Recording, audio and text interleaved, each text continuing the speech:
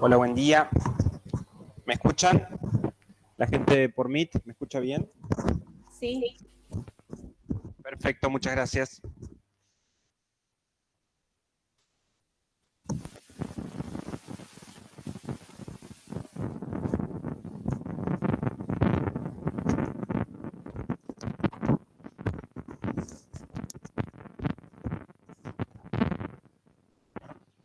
Bueno, hoy me enseñaron cómo se usa esto. Espero que... Ahí, está muy cerca, si no. ¿Me escuchan bien? ¿Sí? ¿Todo bien? Bueno.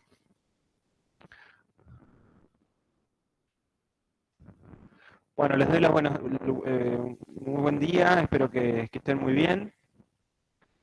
Semana compleja, ¿no? A nivel político, económico. Estamos todos los días mirando qué va a pasar con las variables macroeconómicas. Así que, pues, si quieren después, cuando ya empecemos a ver algo de economía, podemos charlar más, gracias, podemos charlar más de todos estos temas y me gustaría escucharlos. Pero bueno, estamos en la unidad 1 y hoy quiero que avancemos con la modernidad, con Kant, que es nuestro autor de cabecera. En este sentido, vamos a hacer una primera mitad de la clase, o una primera parte de la clase, donde yo los voy a invitar a la lectura. Ustedes tienen ahí en el aula virtual, o en el material se lo han sacado del box de apunte, el texto de Kant, ¿sí? Si entran con el celu, o están en la casa con Meet, entran a donde dice de dónde estudiamos, y si tienen los apuntes, simplemente buscan en el apunte el texto de Kant. Es un texto corto, ¿sí? Es un texto corto. Esperen que estoy viendo una persona que se quiere conectar. Ahí está. Es un texto corto. Me gustaría que lo lean con el compañero de al lado o solos, ¿sí? Tratando de encontrar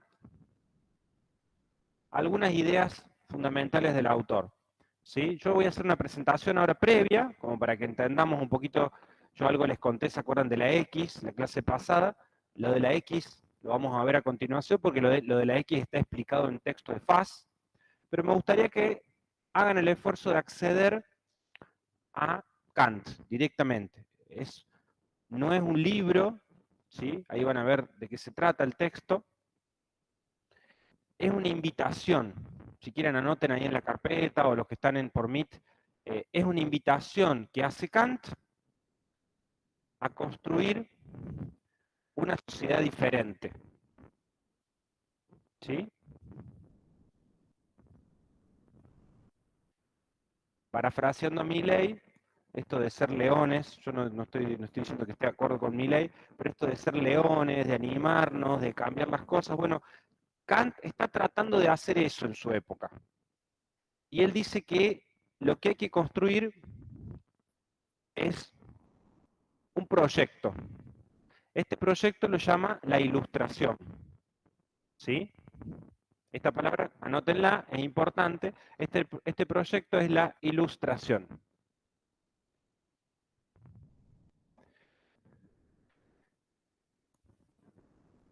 El objetivo, el norte, sería llegar a una sociedad ilustrada.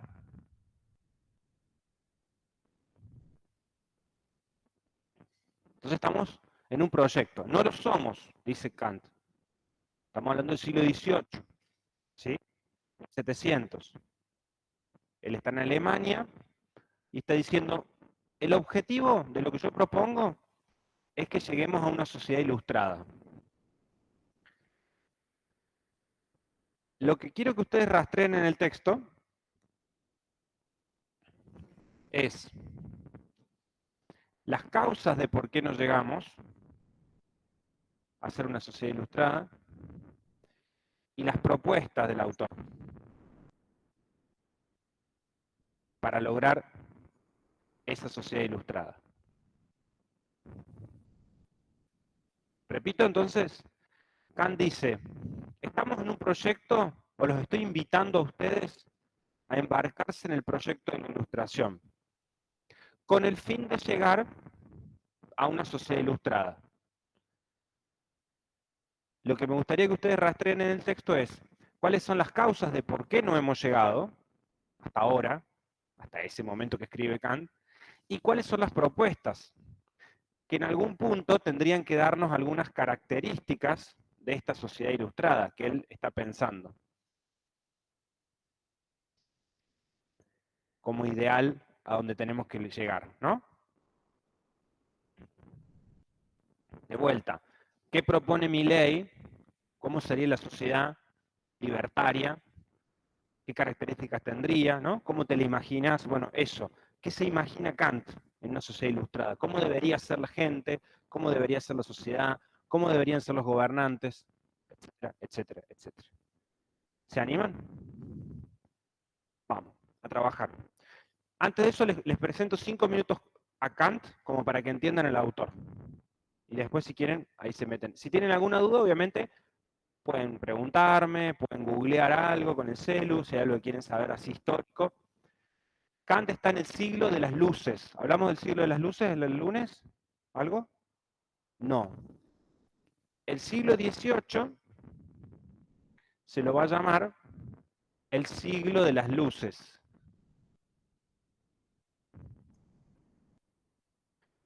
A ver, alguien que haya estado atento el lunes, ¿por qué se llaman las luces? ¿La luz, la metáfora de qué es? ¿La luz es la metáfora de qué?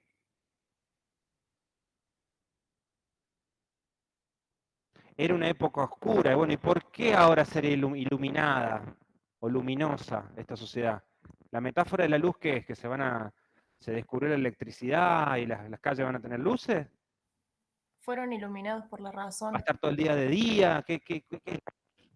¿Cómo? Fueron iluminados por la razón. Iluminados por la razón, muy bien que nos están iluminando desde Benita ahí. Iluminados por la razón. La luz es la metáfora de la razón. ¿Por qué la luz es la metáfora de la razón? ¿Qué pasaba antes, en los años oscuros que hablamos, el lunes pasado? Hace 2 días, no hablamos hace tanto tiempo. No había libertad de conocimiento. Muy bien, Ángela. El hombre no podía hacer uso de su propio entendimiento, de la propia razón. No había libertad para pensar, para conocer. Había otros que pensaban por mí, que decidían por mí, que decían lo que estaba bien, lo que estaba mal, lo que había que creer. Hasta en el mundo natural, ¿se acuerdan que hablábamos de la astronomía? Bien. Entonces, el siglo de las luces, fíjense que no dice el siglo de la luz, sino que habla en plural. Múltiples autores en distintos campos del conocimiento empiezan a aparecer como lucecitas en la sociedad. Rousseau, Voltaire, Montesquieu, ¿han escuchado esos autores, por ejemplo, en Francia? Montesquieu es el que postula la división de los poderes, poder ejecutivo, legislativo, judicial. Hasta ese momento ya sabemos cómo habíamos vivido, ¿se acuerdan? Los feudos. Entonces, estos estados-nación modernos que nosotros conocemos actualmente no fueron producto, no sé, de que aparecieron, sino que alguien pensó que estaría mucho mejor que la sociedad fuera democrática y que hubiera tres poderes que se controlaran mutuamente y que no todo estuviera concentrado en manos de un solo gobernante que encima no lo podíamos votar. ¿Está claro? Eso no es fruto de, vuelvo a repetir, de que se dio solo, de la generación espontánea, sino que es fruto de alguien que lo pensó, de una luz que iluminó y dijo, che, escribo algo que me parece que puede ser mejor que lo que tenemos. Y después de producto de gente que se animó a hacerlo. ¿Estamos de acuerdo? ¿Se entiende? Ese es el siglo de las luces. En este siglo, en 1789, ¿qué se produce? La revolución. Lo voy a matar. Qué mal que estamos, ¿no? Del cole. La Revolución Francesa. Alguno dijo ahí muy bien. 1789, la Revolución Francesa. ¿Cuáles eran los ideales de la Revolución Francesa? Libertad, ahí estaría contento Milei. ¿Qué más? Fraternidad, y el otro, igualdad.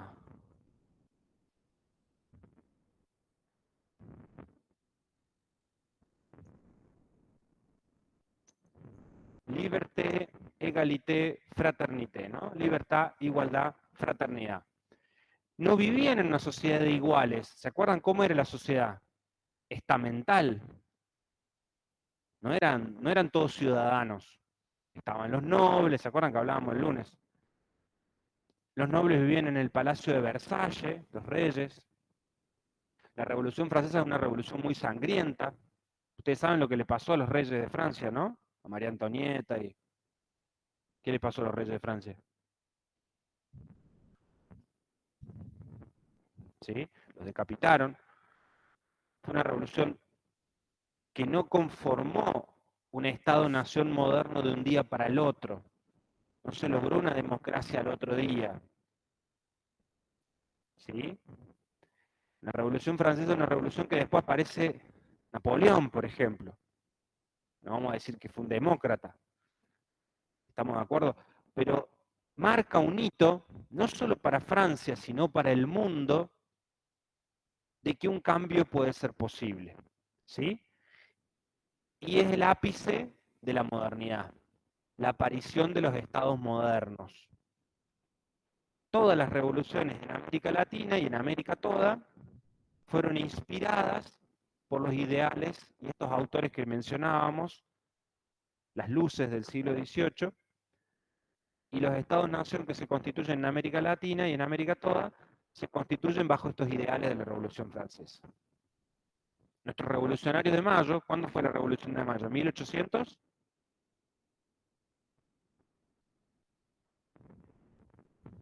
1810. Bueno, menos mal. Pasamos la primaria, por lo menos. De 1789 a 1810, ¿cuántos años hay? ¿Muchos o pocos? Pocos. Nuestros revolucionarios de Mayo leían los diarios que llegaban en barco de Francia, conseguían los libros, ¿sí? La Revolución de Mayo inspirada en, algunos revolucionarios viajaban a Europa, veían lo que pasaba allá, inspiró que fuéramos una república, que hubiera, o sea, las constituciones de nuestros países, lo mismo pasó con Estados Unidos, etcétera, etcétera. Fue muy importante lo que pasa a nivel político, social y cultural. Aparece el concepto de ciudadanía.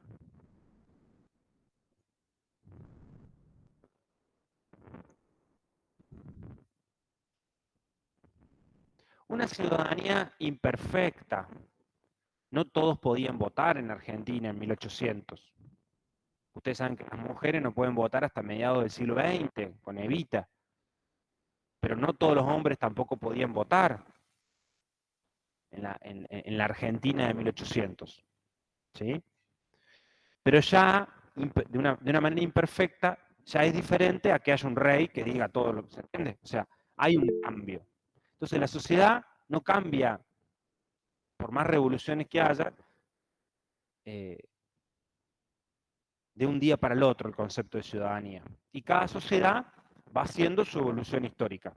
Pero hay una idea, que creo que mencionamos de la modernidad, de progreso. Habíamos hablado de la idea de progreso, la habíamos dejado planteada, ¿no? El lunes, ¿o no? Una idea de progreso, de que las cosas pueden estar mejor, que no es algo de acá para siempre. En esas ideas en las que se inscribe Kant, acuérdense que estamos contextualizando a Kant. Kant va a decir, esto es un progreso de la sociedad en la que estamos hoy. Para eso nos tenemos que animar a hacer esto. ¿Sí? Repito, la sociedad ilustrada sería un progreso a la sociedad estamental, medieval, ¿no? Que vivían ellos. No se puede pensar, donde no se puede decir lo que uno cree. En el medio se tiene que dar un proceso de ilustración. ¿Estamos más o menos? Bueno, les doy un ratito, lean el texto de Kant y charlamos. Traten de sacar las ideas fuerza que estamos diciendo, cuáles son las causas, de por qué no se llega a una sociedad ilustrada, cuáles son las propuestas de Kant y qué características tiene esa sociedad ilustrada y las personas que están en esa sociedad ilustrada. Me callo así pueden leer tranquilos. Creo que había una pregunta en el chat, ahí contesto.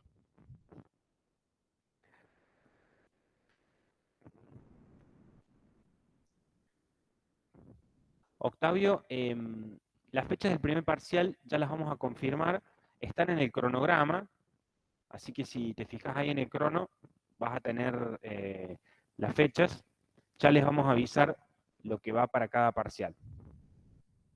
Paula, que tenías la mano levantada, adelante. Ah, nada, listo.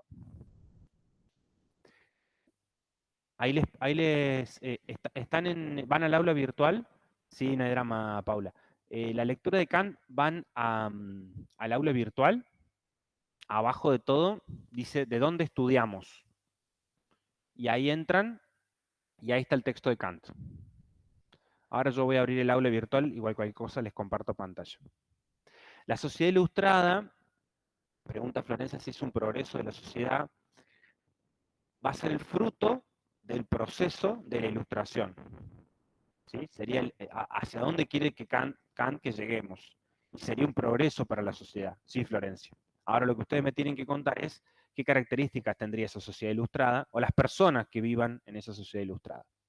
Bueno, me callo, así pueden leer, ¿sí?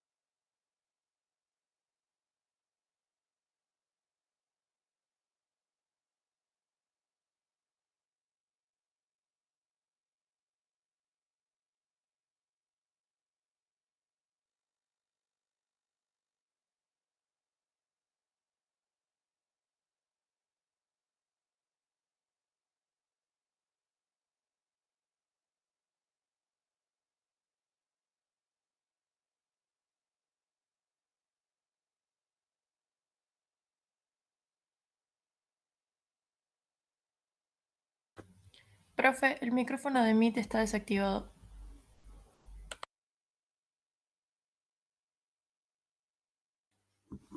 Ahí está. Hola. Si quieren, una vez que ya vayan terminando de leer el texto, escanean ahí con el QR o entran a menti.com, ponen ese código y tienen un par de preguntas, que en realidad es esto que acabamos de poner, para que lo traten de poner con sus palabras. No esperen a tener todo claro, vayan contestando y siguen leyendo. Sin apuro, pero lo tienen ahí abierto. Estamos, entran a menti.com o escanean ahí con el QR la pantalla y ponen ese código. A ver qué tal les va.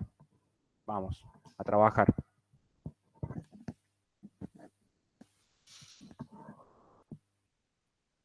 Los que estén acá en el aula o estén conectados, hay una pregunta que es para charlar con el compañero, lo pueden hacer, y si están solos en sus casas, lo hacen solos porque es para que reflexionen si quedó todo claro o qué dudas tienen. Vamos, trabajen tranquilos, sin apuro. ¿Logra escanear la pantalla? Bueno, ponen menti.com y entran con ese código, más fácil. Sí, por ahí por la calidad de la resolución de la pantalla o algo de eso.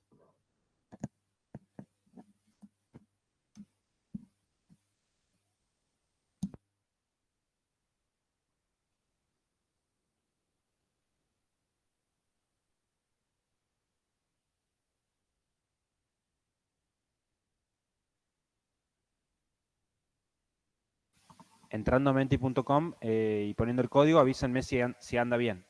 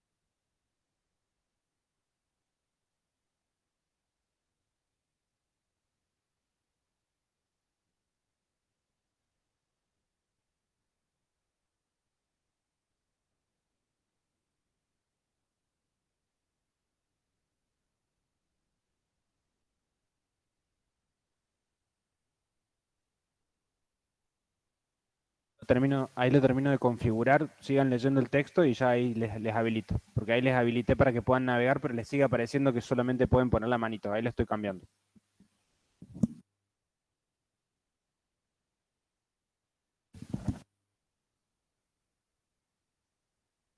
Sí, pero solamente te deja poner la manito nomás. No te deja escribir o ahora sí. ¿Sí?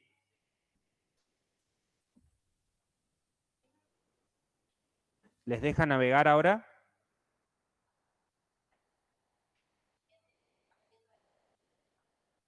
Ah, bien. Pero les aparece para escribir, les deja la opción de escribir en las preguntas. ¿Sí?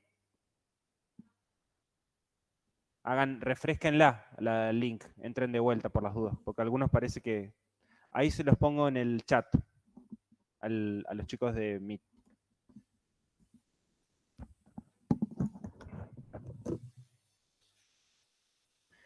Sí, ahí funciona. Hay que refrescar y funciona. Hay que refrescar capaz, sí.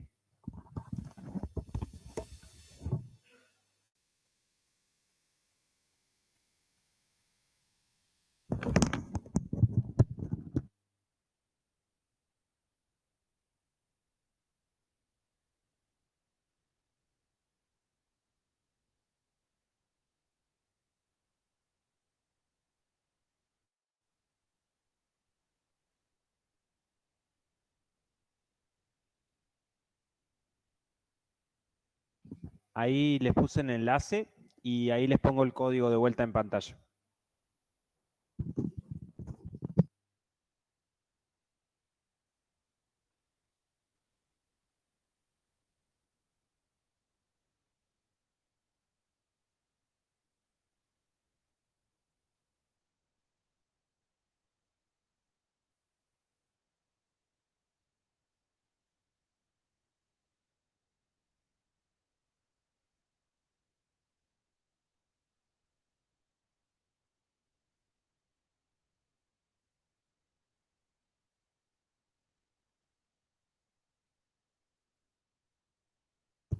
Ahí está en pantalla el código.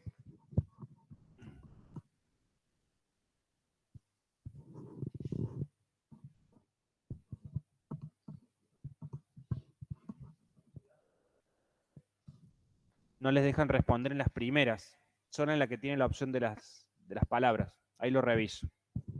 A ver si lo podemos hacer. Si no, no se hagan problema, lo hacemos, es para probar este recurso.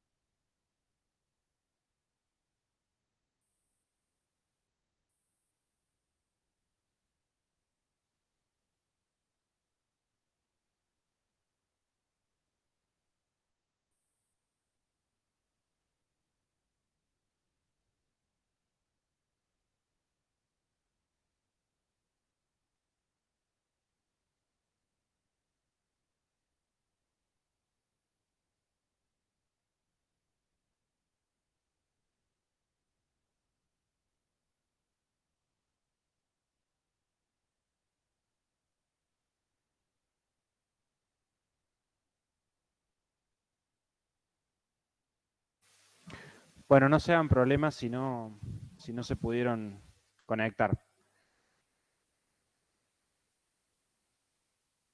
Les voy a compartir pantalla para que charlemos un poquito con lo que sí se pudo hacer, que es la nube de palabras.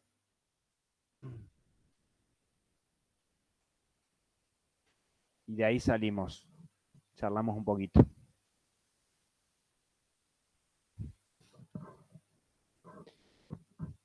Sí, no se hagan ningún problema.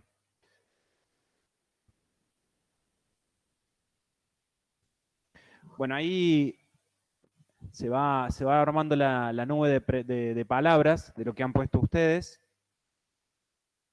Y más allá de lo que aparece en la nube de palabras, la idea sería conversar un poco qué entendimos de cuáles son las causas y cuáles serían las características de una sociedad ilustrada. Bueno, la de las causas las podemos charlar mientras se sigue cargando ahí la nube. Cualquier cosa ahora le vamos a hacer un poquito de zoom para que se vea mejor. ¿Cuáles son las causas que plantea Kant al principio del texto nada más de por qué no estamos en una o no hemos alcanzado el estatus de una sociedad ilustrada? ¿Qué les parece?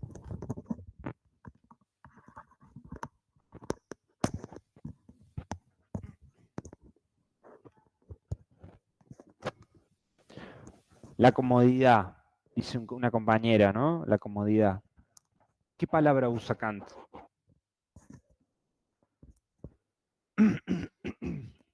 Kant dice, estamos en una minoría de edad, ¿no? Dice Kant. En una minoría de edad. ¿Qué pasa cuando alguien es menor de edad? ¿Quién piensa y quién decide por él? Alguien adulto, responsable. Estamos en un estado de tutela, dice también. Muy buena esa, ¿no? Estamos en un estado de tutela. ¿Qué significa tener un tutor? De vuelta, ¿no? Alguien que nos tutela, que nos vigila, que dispone por nosotros, que decide por nosotros, que piensa por nosotros. ¿Ven? Pero esa minoría de edad que no nos permite llegar a ser una sociedad ilustrada, se da básicamente por dos causas. ¿Cuáles son? La pereza y la cobardía. Muy bien. Al principio lo dice, ¿no? ¿En qué página? Primera oración, ¿no? ¿Quién me la lee?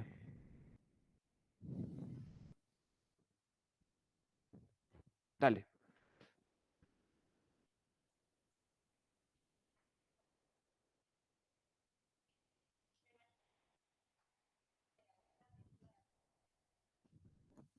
La mayoría, no dice todos, ¿no? La mayoría de los seres humanos, cuando habla de hombre va a hablar en términos genéricos de seres humanos, ¿no?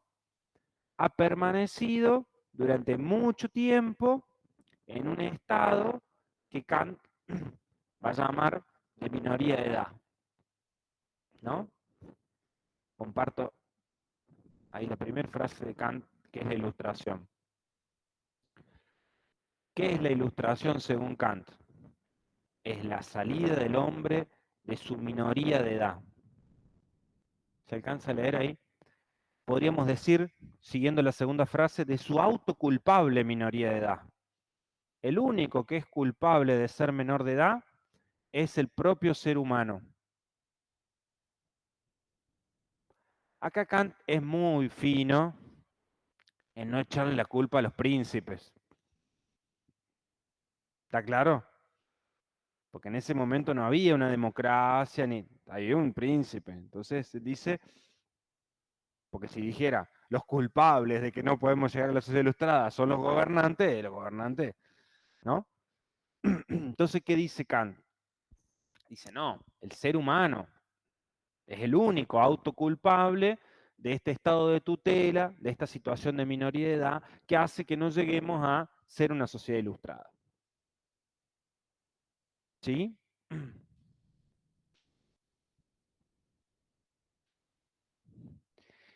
Y larga una frase célebre en ese primer párrafo que dice, sapere aude,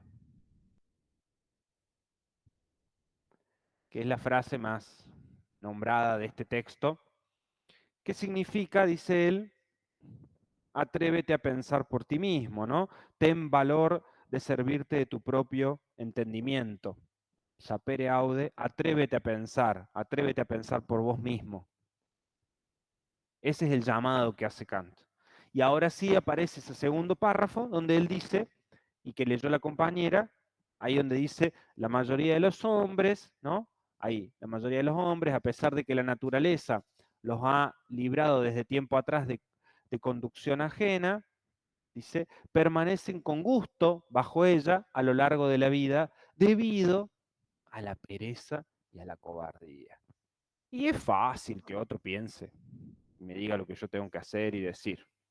Porque lo difícil es hacer uso del propio entendimiento, pensar por uno mismo y hacerse cargo de que si uno pensó y se equivocó, y la otra es la cobardía, y sí, porque siempre hay alguien poderoso arriba nuestro al cual no le conviene que nosotros hagamos uso de nuestro propio entendimiento. O sea que no es una cuestión solo de pereza, sino también de miedo, ¿no? De miedo. Entonces dice Kant, la única manera de salir de esto es rompiendo las causas de la pereza y la cobardía. ¿Algo más que han encontrado? ¿Se entiende esta primera parte? Bueno, ahora sí, vamos a las características que tendría que tener, según Kant, una sociedad ilustrada. A ver qué han puesto.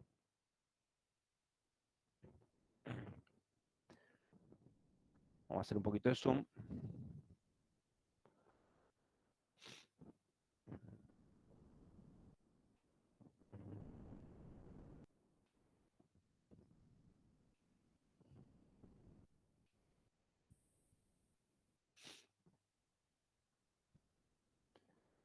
Porque si no vamos a estar muy chiquitas. A ver si me deja hacerle zoom de acá.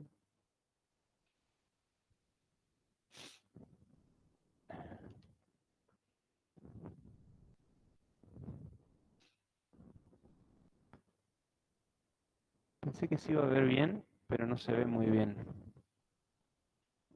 con esta pantalla. A ver si le puedo hacer zoom acá.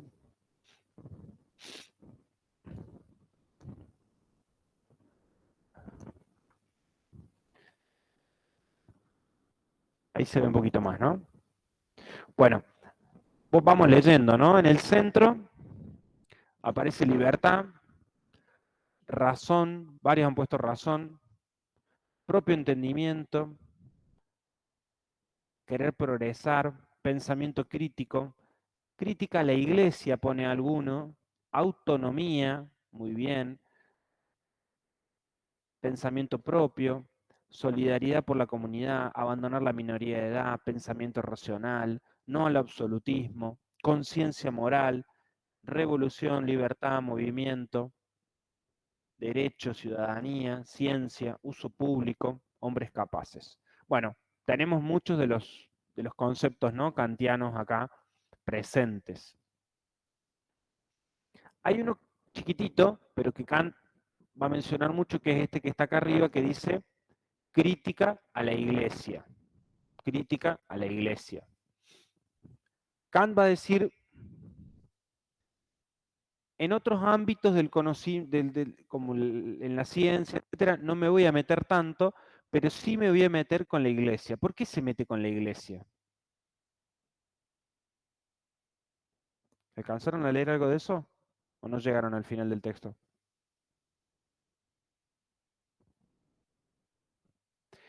Porque la iglesia tenía autoridad, pero sobre todo,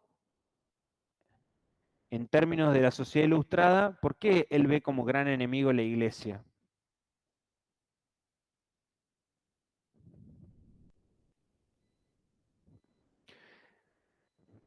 Sí, recordemos que la modernidad va a decir, yo no tengo drama con que vos creas en algo, en un dios o en múltiples dioses, ¿no? De hecho, la modernidad va a decir, bueno, la cuestión de la libertad de culto es algo valorable que cada uno pueda creer en, y no que yo te tenga que imponer mi religión.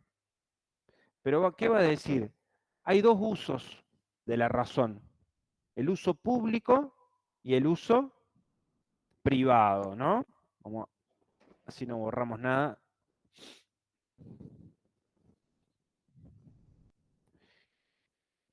¿Para dónde va a quedar el uso de la razón público o privado en el ámbito de la religión? ¿Qué les parece para Kant? ¿Cómo? Privado. Privado. Kant va a decir, la religión tiene que ser un asunto privado cuando uno hace un uso privado de la razón y no cuando uno hace un uso público de la razón. Él va a decir, hay dos usos de la razón.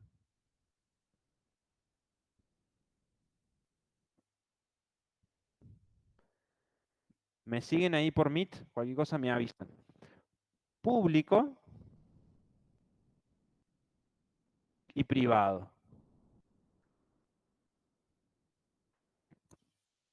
Cuando la religión se mete acá, o la iglesia,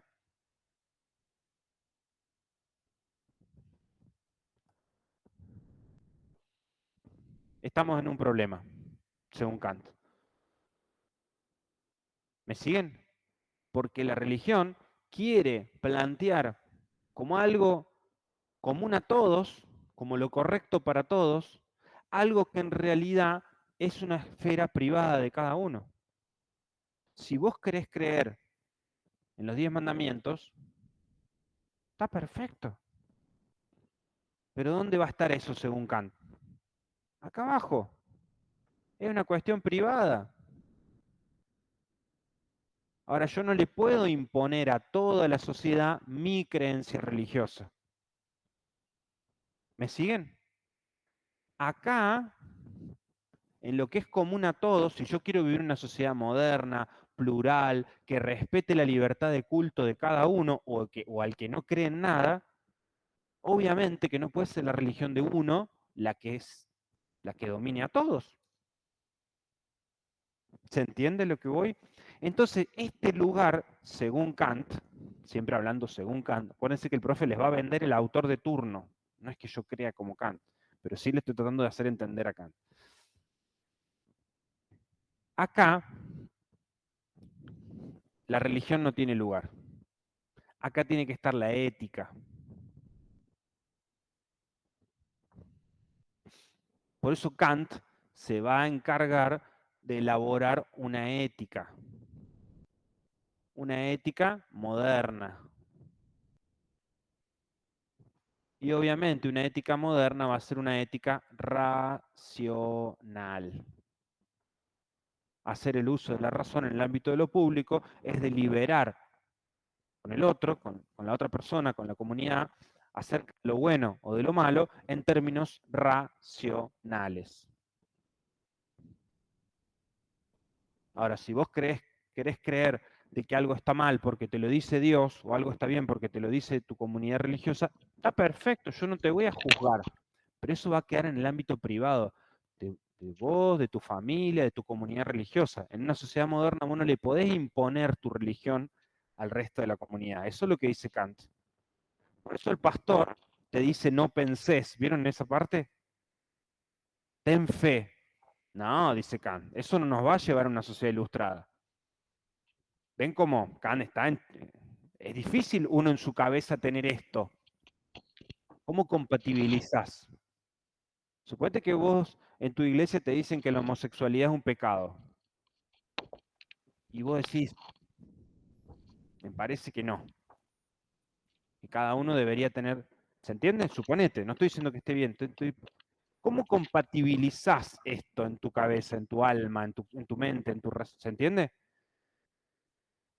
O la careteás. No sé cómo dicen ustedes ahora. Vas a misa y decís, sí, sí, pastor, sí, padre, sí, tiene razón, y no crees en eso. Y te juntás con tus amigas y decís, no, están equivocados. ¿Cómo convivís con esa incongruencia? Y ahí donde Kant dice, sapere aude. Atrévete a pensar por vos misma. ¿Qué pensás vos? ¿Me siguen? Y ahí aparece el concepto de autonomía.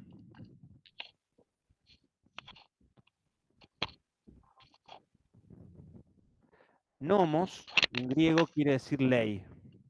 Autónomos, darme mi propia ley. ¿Voy a hacer lo que me dice la iglesia? ¿O lo que yo, haciendo uso de mi propio entendimiento, llego a comprender y llego a concluir? ¿Qué dice Kant? ¿Una sociedad ilustrada cómo se construye? ¿Con ovejas? Que dicen, si el pastor dice vaya para allá y la ovejita dice y va para allá. No, con gente valiente, que no es cobarde, que no es perezosa, que se toma el trabajo de pensar por qué la homosexualidad sería o no sería un pecado. Y me pongo a leer y me pongo a estudiar. No me trago la píldora de lo que me dicen, diría Kant.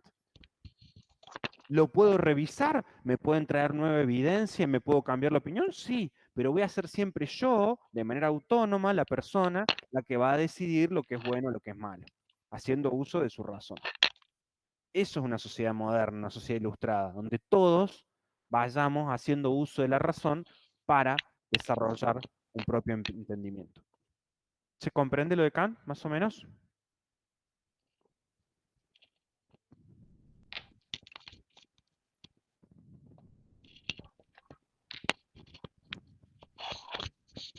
Sí, ahora vamos a llegar a la X. Déjamela picando. Pero sí, ¿se entiende esto? Ahora, el problema que Kant va a tratar de solucionar, cualquier cosa me preguntan ahí en Meet, porque ahí voy a abrir el chat, lo tenía ahí guardado, y veo que hay novedades en el chat. Preguntan, ¿eh? Ah, perfecto. ¿Qué dice al lado de ética? Ética moderna y racional, Rita, muy bien, gracias. Sí, perdón que por ahí no los leo. Moderna, una ética moderna va a ser una ética racional. ¿Cómo es la ética para Kant? Porque Kant tiene un problema. ¿Qué pasa si yo, haciendo uso autónomo de mi razón, digo, para mí la homosexualidad es un pecado y está mal, y hay que meterlos presos a los homosexuales? Y mi amiga piensa lo opuesto. ¿Cómo convivimos en una sociedad así? ¿Quién tiene razón? ¿O cada uno se queda con su verdad? ¿Se entiende lo que digo?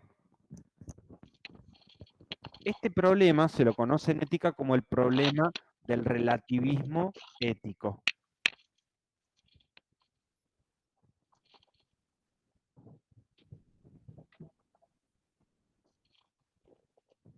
Repito, si cada uno es autónomo, o sea, se da su propia ley, puede haber tantas leyes morales, cuando hablamos de ley estamos hablando de ley moral, puede haber tantas leyes morales como personas, ¿no? Entonces, hablar una ley moral, van a haber leyes morales, múltiples leyes morales, porque si cada uno es autónomo, podría haber múltiples leyes morales. Esto llevaría a que haya múltiples verdades. ¿Cómo se puede vivir una sociedad donde cada uno tenga su verdad? Porque haciendo uso de la libertad, ¿no? Imagínense que yo digo, no, matar está bien, entonces yo me vengo hoy con una ametralladora y empiezo a matar gente. Y nadie me podría juzgar porque yo autónomamente llegué a usando la razón. ¿Se entiende? O sea, no es obvio que vamos a vivir mejor y que vamos a vivir una sociedad ilustrada. Entonces Kant entiende esto. La ley de la gravedad, que descubre Newton, contemporáneo a Kant, ¿yo la puedo ver? No. ¿La puedo tocar? No. ¿Cómo llego a ella? Haciendo uso de la razón. La ley la descubro. ¿Me siguen? Ahora, ¿hay 20 leyes de la gravedad? Hay una sola. Según Kant, la ley moral sería similar a la ley de la gravedad. Hay una ley moral. No es relativo, subjetivo.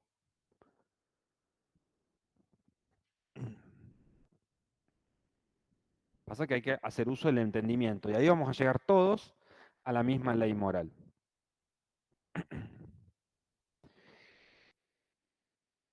¿Cómo debería ser el uso de la razón para llegar a la misma ley moral? Y Kant dice que si uno hace un uso adecuado de la razón te manda. ¿Vieron el modo imperativo en literatura? Cuando te dicen cerrar la puerta, sería el modo imperativo. Son imperativos de la razón, mandatos de la razón. Y él dice, hay dos imperativos, el de universalidad,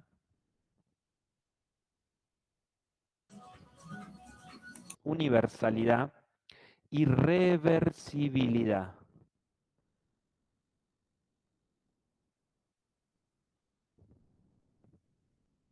Son fáciles, parecen palabras raras, pero son fáciles. El de universalidad significa que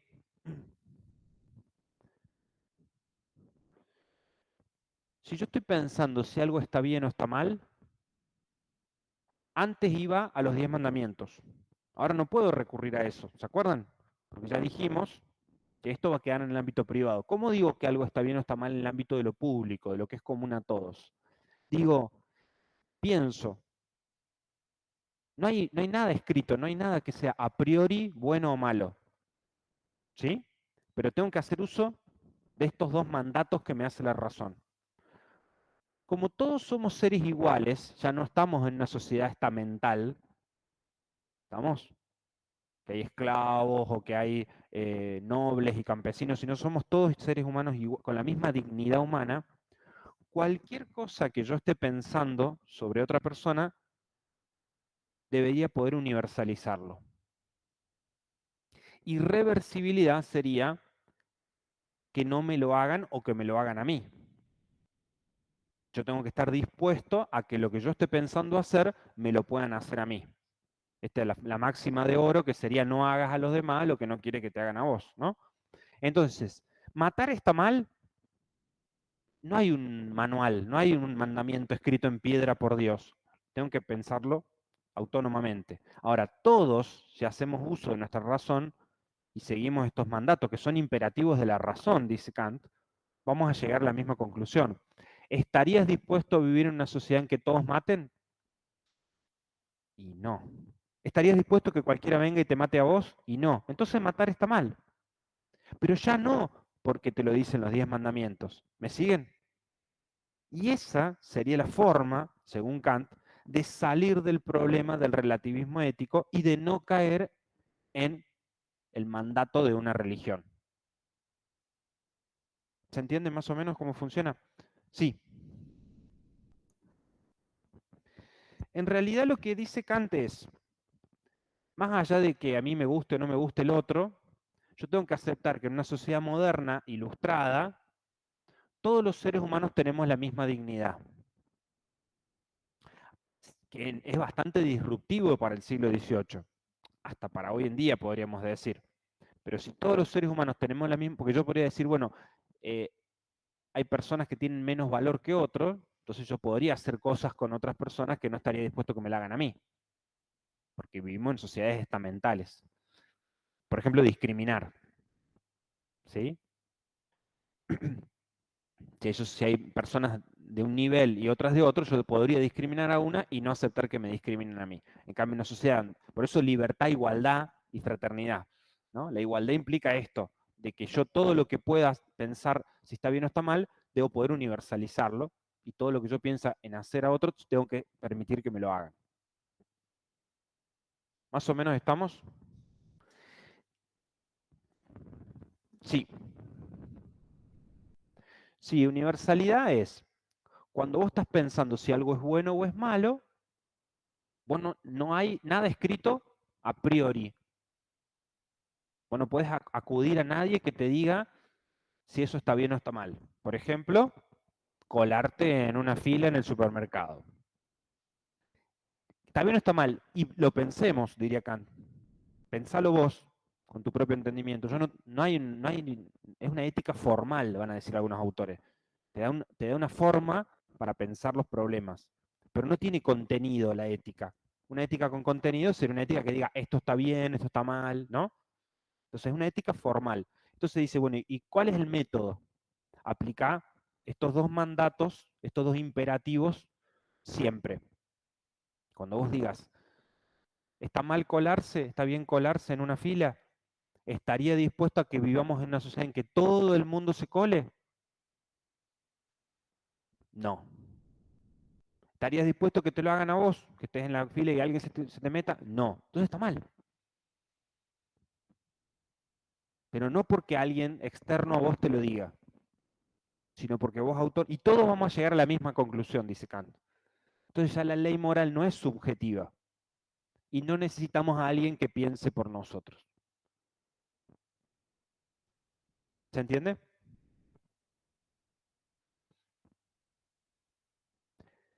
Más allá de que se entienda más o menos, ¿los convenzo con Kant o le están encontrando algún problema? ¿O ya ven que hay una evolución del pensamiento premoderno a esto? ¿Ven un cambio?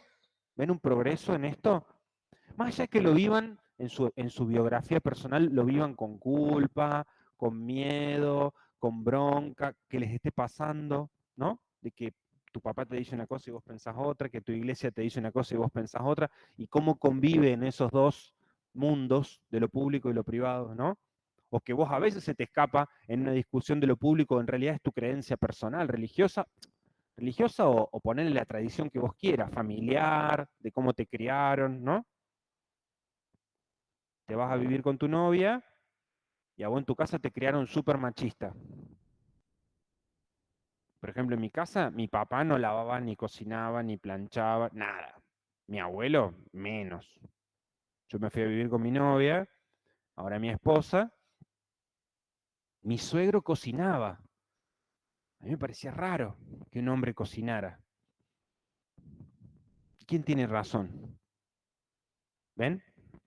Si yo me dejo llevar por la tradición de mi familia, lo bueno es lo que a mí me enseñaron. ¿Ven? Kant va a decir la costumbre, la tradición de tu familia, sea o no religiosa, no puede dirimir lo público. ¿Se entiende? Ya no puede ser lo que defina lo público. La costumbre de cada familia, la tradición, ya no puede ser en una sociedad moderna. Tenemos que hacer uso de la razón. Por ahí lo que yo creí durante 20 años de mi vida está mal. Por más que mi familia lo crea y por más que mis abuelos lo hayan creído. Kant dice, una sociedad ilustrada no se construye sobre la base de la costumbre, las tradiciones heredadas, sino sobre la razón. Y para eso, la pereza y la cobardía. Cuando mi viejo me ve cocinando en casa, me mira como diciendo, me ve con el delantal lavando los platos, me mira como diciendo, ¿se das cuenta? Y eso también es cobardía, de no ir al frente y decir, y bueno, es lo que tiene que ser, por más que a mí no me convenga en términos del machismo, ¿o no? Y bueno, por eso y la pereza. Por eso hay mucha gente que dice los derechos se conquistan, ¿no? Nadie que esté en una situación de privilegio va a decir, no, vos sabés que mi abuelo no lavaba, mi papá no lavaba los platos ni cocinaba, y yo sí lo voy a hacer. Porque me di cuenta kantianamente que es lo que tiene que ser. Entonces van a decir, no, porque nadie va a ceder sus derechos. Kant dice, así nunca vamos a llegar a una sociedad ilustrada. ¿Se entiende? Kant dice, hay que conducirse con buena voluntad. Anoten este concepto, la buena voluntad. Para Kant, para llegar a una sociedad ilustrada, se los pongo acá, el ser humano tiene que conducirse con buena voluntad.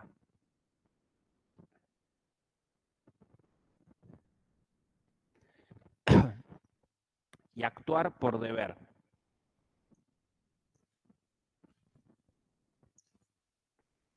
Actuar por deber. Actuar por deber es hacer lo que corresponde, no lo que a mí me conviene, dice Kant. El ser humano busca, pensando de manera equivocada, lo que le da placer, lo que le conviene, y cree que con eso llega a la felicidad. No se llega hacia la felicidad, dice Kant. Si todos hacemos lo que corresponde, actuamos por deber, actuamos por buena voluntad, vamos a ser dignos de la felicidad. ¿Viste cuando vas de viaje y ves que todo el mundo maneja bien y decís, wow, qué placer vivir así, qué feliz que somos, ¿o no?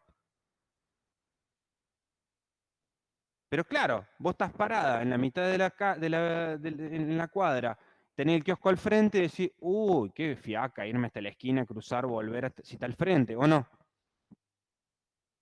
Y vas en el auto y decís, mirá, estos peatones que se cruzan por cualquier lado, te dan ganas de pisarlo. Pero hace 5 minutos pasaste vos para cruzar, comprar chicles, ¿se entiende? Entonces dice Kant, así no se construye una sociedad feliz. Y así está el caos que tenemos. Y el doble discurso. Nos subimos a la moto y queremos pisar los peatones. Nos subimos a los peatones y criticamos lo de la moto, de lo del auto, que no ceden el paso. Y lo que estamos arriba decimos o no. Porque cada uno buscando lo que le conviene, no actuando por deber y por buena voluntad, termina viviendo una sociedad egoísta que no es digna de la felicidad.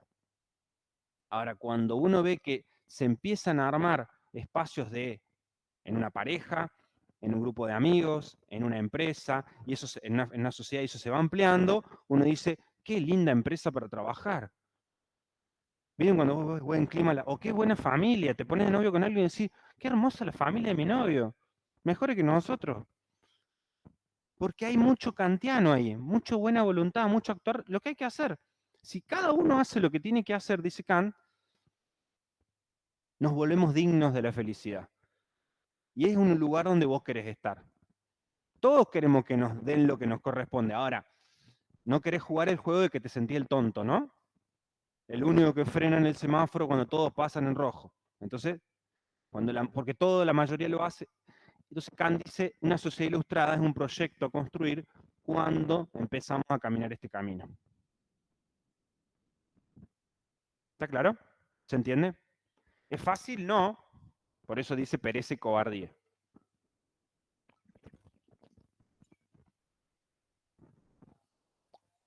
¿Más o menos se entendió?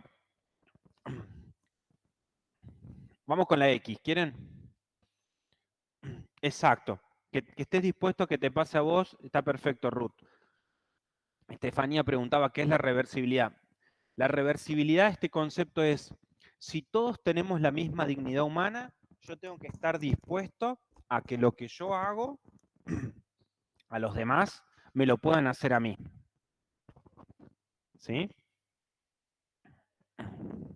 ¿Qué dijo mi señora? El que cocina no lava. Che, pero yo laburo, yo también. Yo estudio, yo también. Yo gano más plata que vos. Podría ser el argumento, ¿o no? Como yo gano el doble que vos tenés que hacer el doble de las cosas en casa, ¿o no? Podría ser ese el argumento.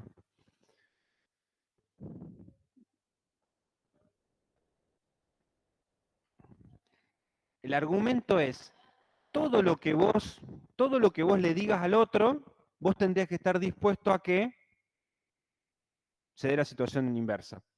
No te vaya a quedar sin laburo, o que a mí me asciendan, o que yo me reciba en un par de años y sea gerente de empresa, porque vos te vas a tener que comer las palabras. Si yo gano el doble que vos vas a ser la empleada doméstica de casa. Y en este mundo y en este país nunca se sabe. ¿O no?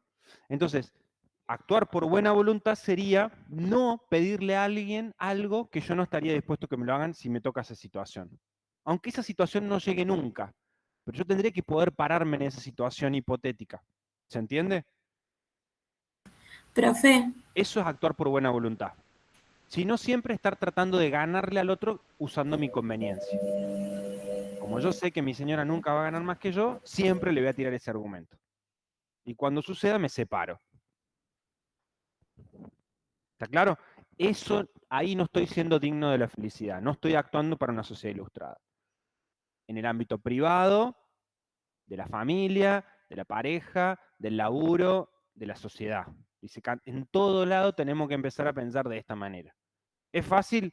No, pero es la que nos lleva a un nivel de dignidad, de sociedad, vuelvo a repetir, cuando vos vas a una sociedad donde se trabaja así, la calle, el tránsito, o entras en una empresa donde la gente trabaja así, o te pones novio y conoces una familia en la que se trabaja más así, te enamorás de eso.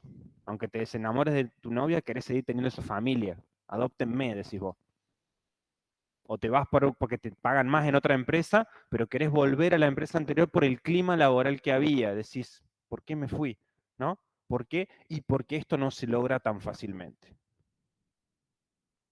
Y es lo que nos lleva a la verdadera felicidad, dice Kant. Porque nos lleva a una sociedad ilustrada, donde todos nos sentimos iguales, donde tenemos toda la misma dignidad humana, donde se respetan los derechos de todos y no se hace a los demás lo que uno no quiere que le hagan. ¿Está claro? Bueno, vamos con la X. Les comparto pantalla de la X. Profe, tengo una consulta. Adelante. Lo que se refiere ahí de la buena voluntad y em, acercarse y actuar por deber es en donde menciona que, que uno no puede negarse, por ejemplo, a pagar los impuestos, pero sí actuar como doctor. Claro, actuar como docto, por eso de ahí viene la palabra Córdoba la docta, ¿no? Actuar como docto es esta mirada que decimos del ámbito público, ¿no? Donde yo salgo de mi obligación privada y estoy pensando en lo común a todo. Esperen que acá me hice un bollo con los cables. Por ejemplo, esperen que voy a conectar esto porque me estoy quedando sin batería. En algún lado había un enchufe acá. Está re lejos. Esperen que voy a tener que correr un poquito acá para...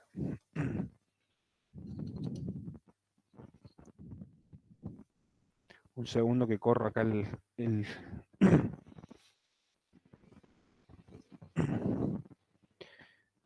Cuando vos estás pensando en términos doctos, está buena la pregunta, estás pensando en términos de lo que es común a todo, pero hay dos ámbitos de la razón.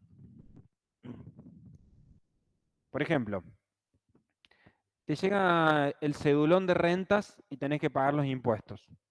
¿Qué dice Kant?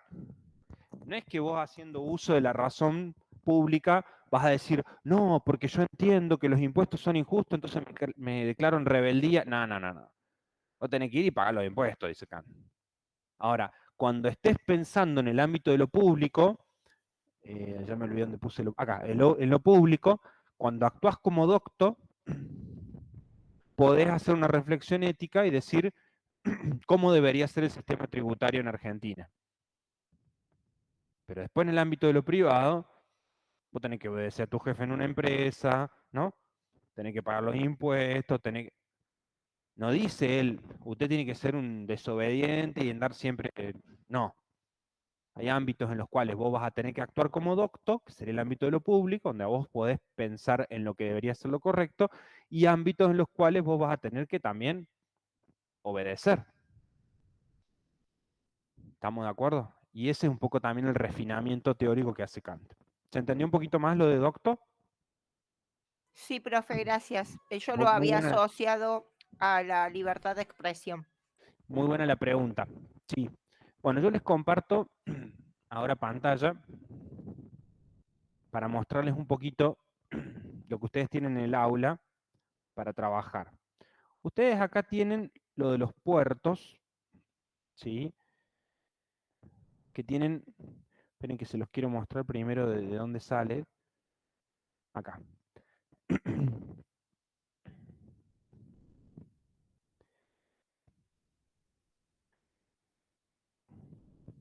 Quiero ver dónde estaba el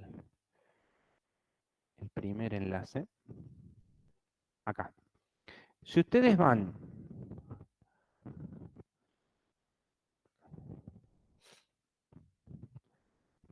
ahí se ve. Si ustedes van a la unidad número 1, van a unidad número 1, esperen que les voy a cerrar un poco de pantalla porque si no, no ven nada acá. Si van a unidad número 1, ahí les hago un poquito más de zoom, van a ir a unidad número 1 y van a ir a, ahí se ve mejor, ¿no? Material de cátedra, la unidad número 1, material de apoyo, y después van a ir a uno que dice recursos unidad 1, ¿sí? Recursos unidad 1, abajo de todo. Ustedes tienen un menú distinto al mío porque yo tengo menú de profe, entonces hay cosas que me permite a mí editar. Acá ustedes tienen guías de lecturas de textos para que ustedes puedan empezar a tratar de responder estas preguntas a modo de repaso, preguntas que podrían ir en un parcial o en un final. Esta guía, si ustedes la quieren hacer, las empiezan a responder en sus casas, las hacen en un Word, y para la próxima clase que tengan conmigo, podemos hacer un repasito como para ver si ya esos dos autores que van para el parcial 1, Kant y Fass, ¿sí?, se entendió todo. Y traigan dudas. La semana que viene van a empezar a ver con la profe Karina, Wallerstein y Dussel. O sea que si ya quieren empezar a leer esos textos, ahí tienen una guía de preguntas también como para decir, bueno, a ver, si yo entendí el texto, debería poder responder estas preguntas. Algunas preguntas son para debatir en clase y no tienen una respuesta textual, pero están buenas para uno pensar y venir a clase con alguna idea. Después tienen mapas conceptuales de algunos autores o de algunos temas, algunos videos, y acá tienen lo de los puertos. Acá tienen 4 barcos, ¿sí?, donde ustedes pueden ir entrando, puerto 1, tocan ahí, puerto 2, puerto 3. El puerto 1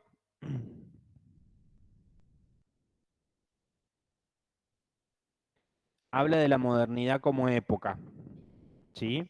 Ahí tienen lecturas históricas, y acá les cuenta en un video corto la visión estándar de la modernidad, ¿sí? Así que ustedes ahí lo ven, este es un video cortito.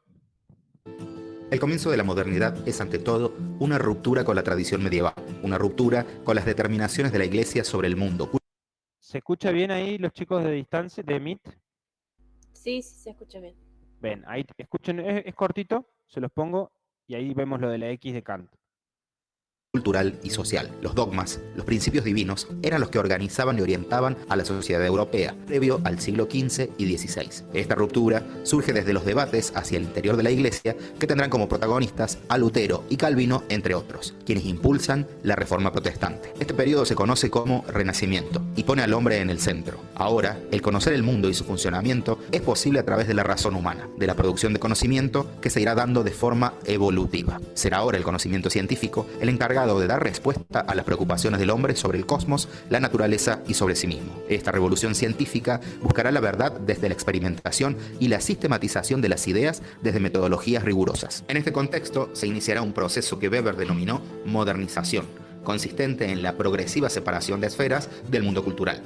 La ciencia se ocupará de lo verdadero, la ética de lo bueno y la estética de lo bello. Con la llegada del siglo XVIII, conocido como la Ilustración, el mundo moderno comienza a tomar forma concreta.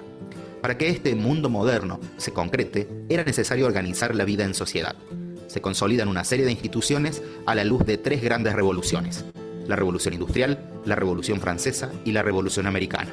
Una nueva forma económica con la producción en las fábricas, el desarrollo de los mercados, la concentración de la vida en los centros urbanos, una nueva forma de gobierno con la consolidación de los estados-nación democráticos y el fin de los privilegios tradicionales de la nobleza frente a la naciente burguesía. Fuera de Europa aparecen nuevos movimientos que pugnan por el fin del sistema colonial. El siglo XVIII, conocido también como siglo de las luces, representa la efervescencia que llevará a la humanidad al progreso, la felicidad y la libertad de la mano del conocimiento. Todos estos cambios, con continuidad en el siglo XIX, dan lugar al surgimiento de las ciencias sociales. Así, se concreta aquel proceso de modernización señalado por Weber, incorporando al campo de la ciencia preguntas sobre lo social. Bueno, ahí tienen un lindo resumen, ven, rapidito, pero que los que estuvieron atentos a estas 2 clases captaron casi el 90% y fueron como acomodando los tachitos en la cabeza, ¿no? Así que véanlo tranquilos, está todo explicado ahí. Obviamente tienen el texto de el que dice material de estudio. Así que acá donde dice de dónde estudiamos, en presentación, van abajo, van ahí donde dice dónde estudiamos, y tienen este texto que dice, esperen que comparto pantalla, este texto que dice material de clase, material de cátedra. Acá está bastante explicado, ven, este primero, está bastante explicado todo lo que hemos visto en términos históricos, la periodización de la modernidad. Lean primero ese y después se ponen a leer lo otro. Bueno, les explico un poquito la X, cortito, y nos vamos. Obviamente lo vamos a seguir viendo. Acá tiene la visión estándar, en los distintos puertos, y acá está la X. En el puerto número 2, esperen que comparto. En el puerto número 2 tienen lo de la X. Ahí está la X de Kant. ¿Sí?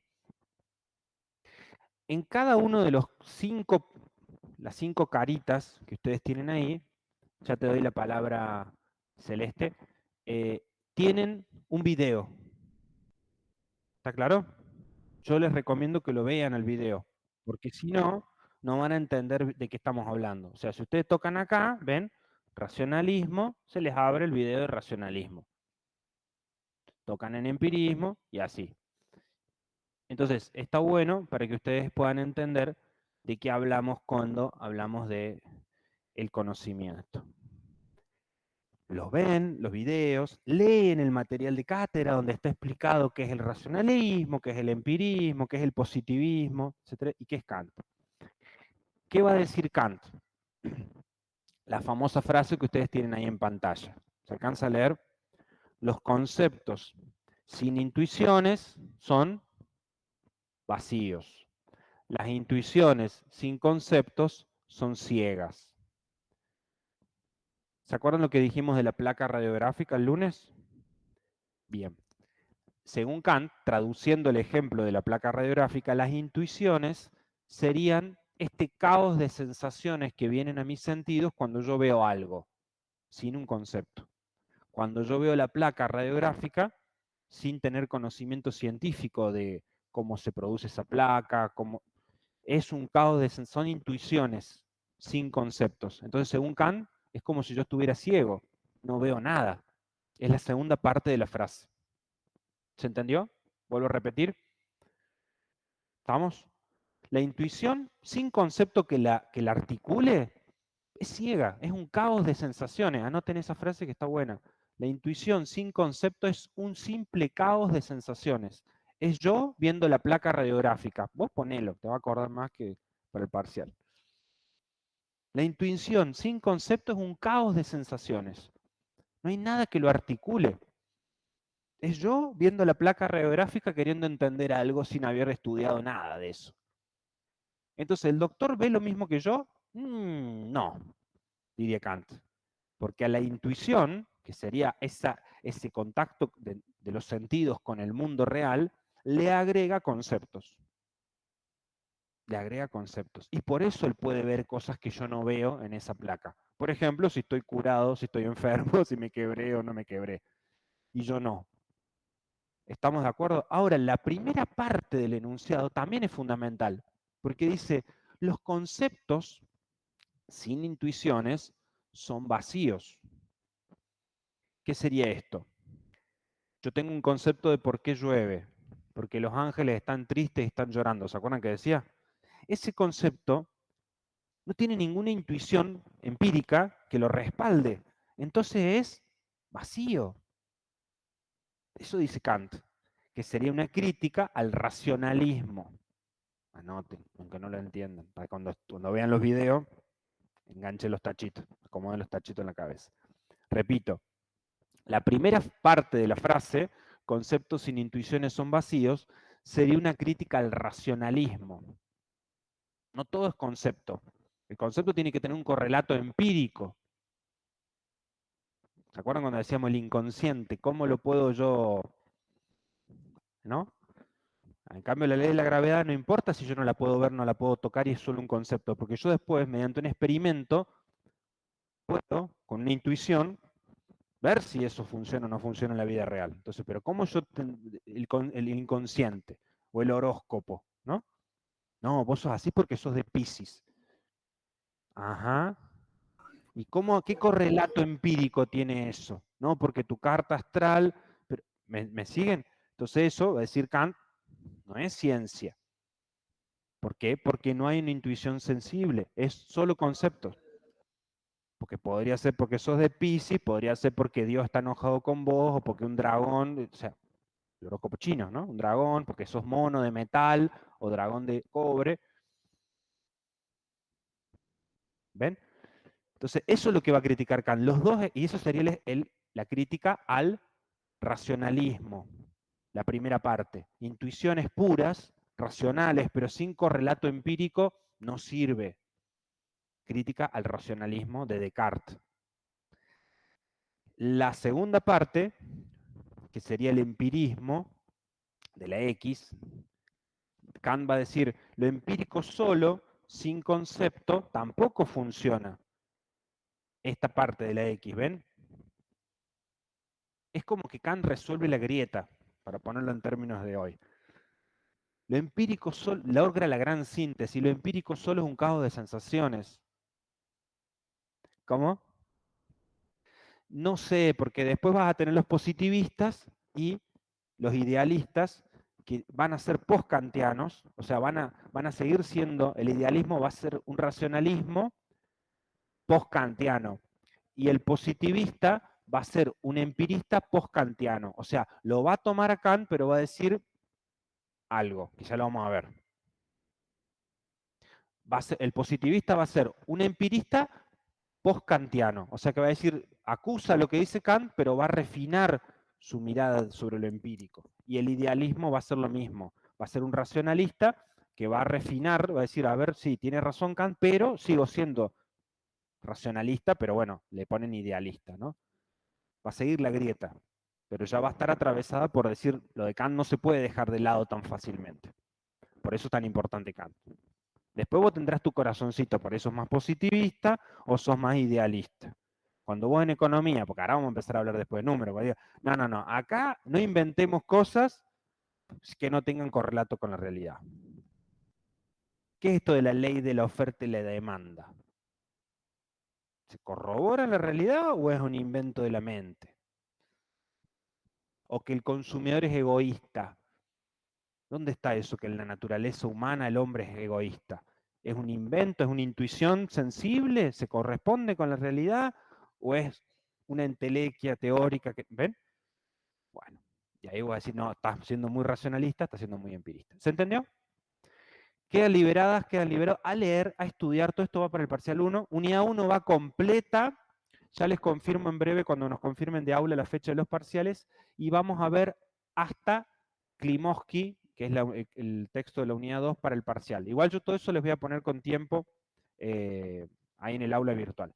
Se quedan los que tengan dudas, ya sea por Meet o presencial. Espero que les haya servido, no sé si les haya gustado, pero por lo menos que les sirva para estudiar los textos.